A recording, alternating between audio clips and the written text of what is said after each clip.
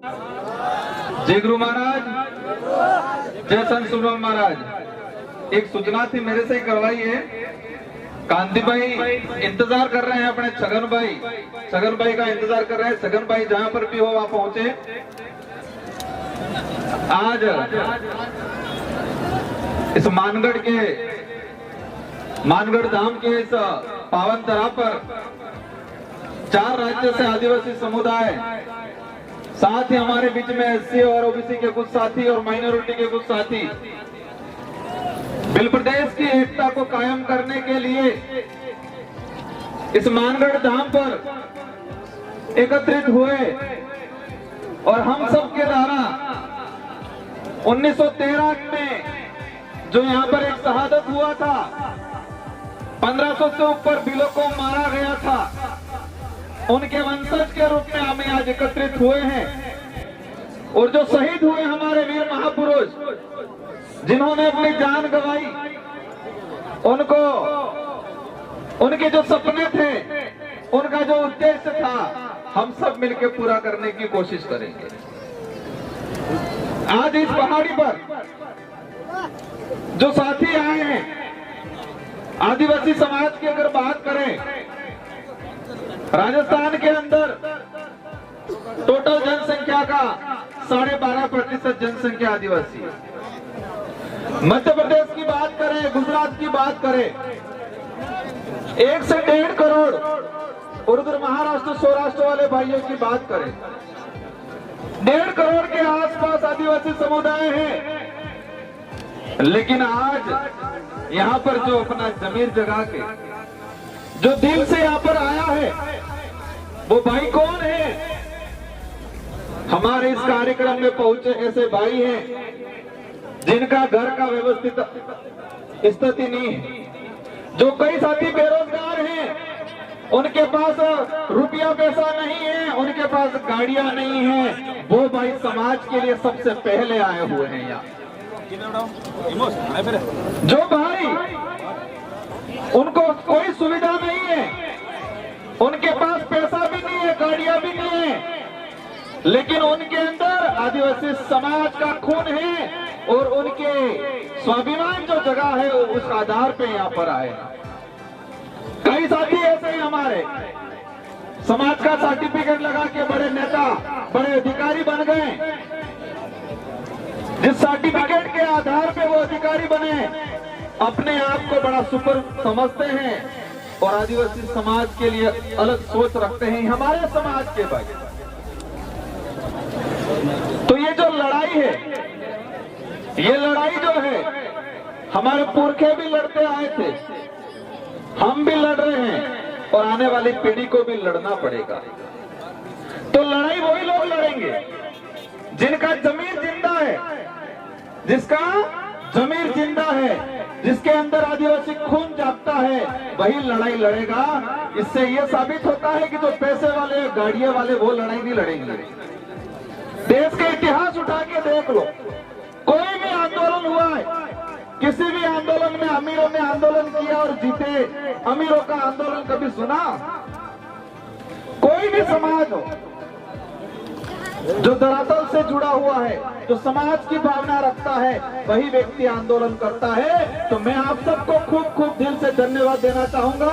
आपके अंदर समाज की जो भावना है, आपके अंदर जो समाज के प्रति जो जागृति आई है, आप चाहते हो आने वाली पीढ़ी सुरक्षित रहे, इसी अनुरूप आप आए और ये कारवां बढ़ता रहे। आज इस अवसर पे देश के अंदर हमारे समाज के साथ क्या हो रहा है, इससे पहले मैं कुछ बात बताना चाहूंगा। हम कहते हैं हमको लड़ाई लड़नी है, हमको लड़ाई लड़नी है, लेकिन लड़ाई किस लिए लड़नी है? लड़ाई किस लिए लड़नी है और लड़ाई किससे लड़नी है, ये 2 बातें नहीं जानेंगे। हम कहते हैं लड़ाई लड़नी है, लेकिन लड़ाई किस लिए लड़नी है और किससे लड़नी है, ये 2 बातें अगर जानकारी नहीं कर पाएंगे तो हम लड़ाई लड़ नहीं पाएंगे, सिर्फ बोल पाएंगे लड़ाई लड़नी। लड़ाई हमारे हक अधिकारों की लड़ाई, हमारा आदिवासी समाज का इतिहास जो दबाया जा रहा है उसको उजागर करने की लड़ाई, हमारी संस्कृति की लड़ाई, हमारे संवैधानिक हक अधिकारों की लड़ाई है और हमारे स्वाभिमान की लड़ाई है। और लड़ना किसने है? जो लोग सत्ता में बैठ के हमारे हक अधिकार खत्म कर रहे हैं उनसे लड़ना है। तो क्या ये लड़ाई तलवार से लड़ोगे? क्या ये लड़ाई तीर धनुष से लड़ेंगे या पत्थर से लड़ेंगे? कैसे लड़ेंगे ये लड़ाई? ये लड़ाई तलवार या तीर धनुष या पत्थर से नहीं लड़ा जाएगा। ये लड़ाई इस देश के अंदर लोकतंत्र है और लोकतंत्र में हर 5 साल के अंदर जनता को पावर दिया है कि आपके पास जो चाबी है उस चाबी के माध्यम से आपके समाज के हक अधिकार की लड़ाई लड़ो। कैसे लड़ाई लड़नी है? हमारे देश के अंदर लोकतांत्रिक देश है और लोकतंत्र में हमारे आदिवासी समाज के लिए विशेष प्रावधान है। तो जो प्रावधान खत्म कर रहे हैं उसके लड़ाई कैसे लड़नी है? 5 साल के अंदर जो बारी आती है और लोकतंत्र की जो चाबी है मत की, उस चाबी को ऐसा लगाओ कि उनके ताले जंग खा जाए, तो लड़ाई जीतेंगे हम। बाकी हम गालियां दे देंगे, कहीं रास्ते में पत्थर मार देंगे, कहीं तलवार लेके निकल जाएंगे, धनुष लेके निकल जाएंगे, ऐसे लड़ाई नहीं लड़ी जाएगी। गुजरात के भाई सौराष्ट्र वाले आए थे, एक तो साथी और मिले। हम गुजरात में गए थे विधानसभा चुनाव प्रचार में, कह रहे थे हम तो समाज ने छाती बदो हारो छे, हमें आदिवासी समाज ने हक अधिकार बल्ले लड़ा, लेकिन वोट तो भाजपा चालू पड़े। लड़ाई क्या है? लड़नी किससे है वही नहीं पता है और लड़ाई लड़ने निकल जाएंगे। लड़ाई है क्या, लड़नी किससे है वो पहचान ही नहीं पा रहे हैं और हम लड़ाई लड़ने निकल जाएंगे तो वो लड़ाई जीत नहीं पाएंगे। देश के अंदर जो स्थिति बनी हुई है, ये लोकतांत्रिक देश था, उस लोकतांत्रिक देश को राजतांत्रिक बनाने का काम कर रहे हैं। जो नेता थे 5 साल के लिए चुने जाते थे वो एज ए राजा के रूप में काम कर रहे हैं और हमारे समाज के हक अधिकार को खत्म करने का काम कर रहे हैं। हाल ही में यूसीसी समान नागरिक संहिता कानून आया। हमारा अनपढ़ भाई गाँव में जो रहता है वो कहता है बढ़िया कानून, समान नागरिक समान था ही આપણે ઘેર હે वो बंगला बनी जाएगा, पेला भाई गाड़ी है हमारे गाड़ी है एम सोचता रहेगा। और कमल कांग्रेस के लोग ऐसे ही प्रचार करते हैं, समान नागरिक खाई जाएगा, सब बराबर खाई जाएंगे। हमारे अधिकार जो खत्म हो जाएंगे, शेड्यूल एरिया के जो प्रावधान है वो खत्म हो जाएंगे।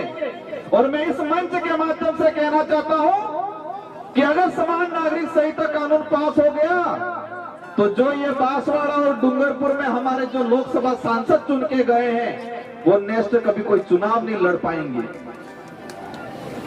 जो यहाँ के विधायक हैं, यहाँ के मंत्री हैं, अगर समान नागरिक संहिता कानून लागू हो गया तो चुनाव नहीं लड़ पाएंगे। वो चुनाव इसलिए नहीं लड़ पाएंगे,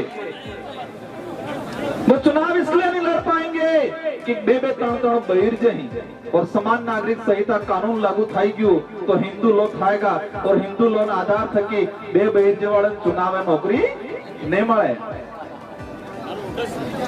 ऐसी कई चीजें हैं, ये चीज आसानी से समझ में आ जाए इसलिए मैंने बताया, लेकिन वो पार्टियों के गुलाम बने हुए हैं। समान नागरिक संहिता कानून अगर आ गया, हमारा एट्रोसिटी प्रभावित होगा, हमारा जमीन का जो रिजर्व लैंड, जो रिजर्व का जो शेड्यूल एरिया का प्रावधान है वो खत्म होगा। कई ऐसे प्रावधान जो खत्म हो जाएंगे, लेकिन हमारे भाई पाळियानी लड़ाई, खेतरानी लड़ाई, गामा में कादिरानी लड़ाई, अनामोस मस्त हाथ पीली लड़ाई तक कार्य जंगा बाबर जी ने काफी कसमें दिलाई है। मैं आपको इनमें जोड़ना चाहूंगा, अगर सच में समाज की भावना रखते हैं तो अपने पड़ोसी भाई से, अपने गांव वाले भाई से लड़ना बंद करो, छोटी छोटी बातें नजरअंदाज करो। हमारी मुख्य लड़ाई उनसे, हम अपने ही भाइयों से लड़ते रहेंगे, वहां कब जाएंगे। और दूसरी चीज, हमारा आरक्षण की विशेष लड़ाई है और राजस्थान के जो साथी आए हैं बिल प्रदेश के, उनसे विशेष अनुरोध है कि आने वाले ये कुछ समय में हमें ऐसा कारवा इकट्ठा करना है, ऐसा कारवा खड़ा करना है कि राजस्थान की सरकार को पता तो चल गया है उसको कि हमने आदिवासी युवाओं के साथ गलत काम किया है। 2013 की अधिसूचना